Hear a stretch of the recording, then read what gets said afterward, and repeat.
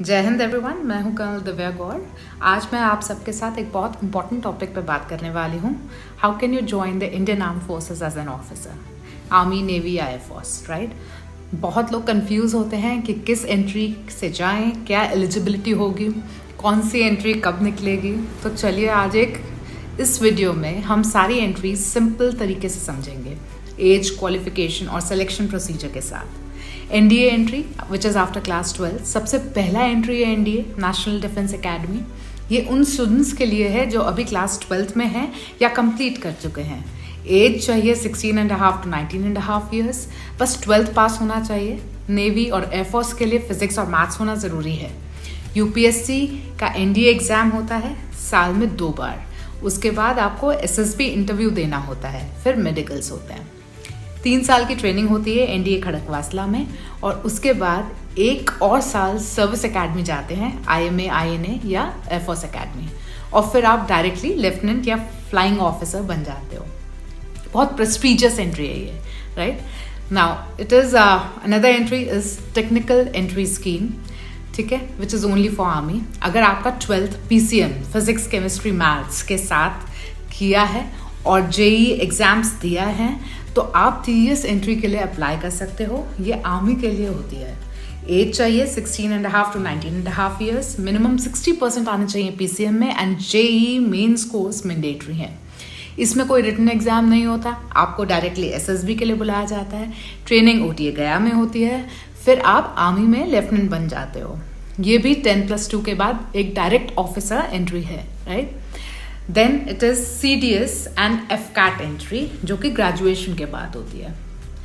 अब बात करते हैं ग्रेजुएशन के बाद ऑफिसर बनने की। सबसे पहला ऑप्शन है CDS एग्जाम, जो UPSC लेता है। एज इसमें 19 to 24 ईयर्स होनी चाहिए। क्वालिफिकेशन आर्मी के लिए कोई भी ग्रेजुएशन चलेगी किसी भी स्ट्रीम में। नेवी के लिए engineering is a must. Air force के लिए physics and maths in 12th and graduation is a must.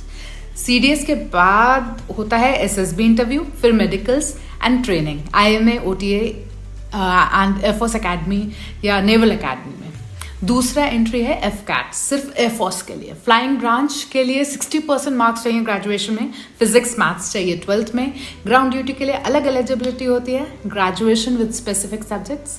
FCAT written exams के बाद SSB, उसके बाद मेडिकल। इसमें फ्लाइंग ऑफिसर या ग्राउंड ड्यूटी ऑफिसर बन जाते हैं आप, राइट। फिर कुछ स्पेशल एंट्रीज भी होती हैं, जैसे कि NCC हो गया, JAG, technical graduate scheme and UES university. अब बात करते हैं कुछ स्पेशल एंट्रीज की, ठीक है। जैसे मैंने अभी बताया, NCC स्पेशल एंट्री।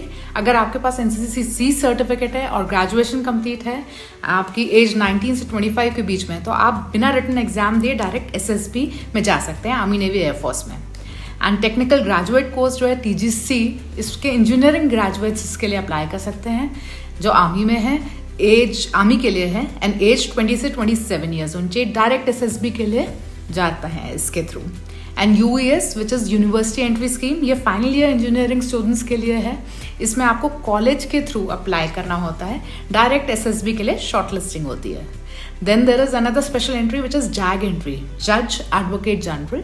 अगर आप लॉ ग्रेजुएट हो, LLB में 55% मार्क्स चाहिए, रजिस्टर्ड होना चाहिए बार काउंसिल में, एज 21 से 27 के बीच में होनी चाहिए, तो आप आर्मी के लीगल ब्रांच में भी जा सकते हो एज एन ऑफिसर।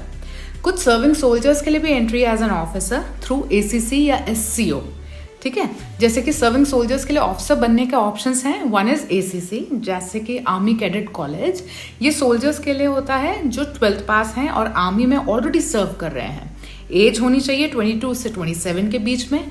ACC में रिटन एग्जाम होता है, देन SSB होता है, एंड ट्रेनिंग के बाद आप ऑफिसर बन सकते हो। SCO जो कि स्पेशल कमीशन्ड ऑफिसर है।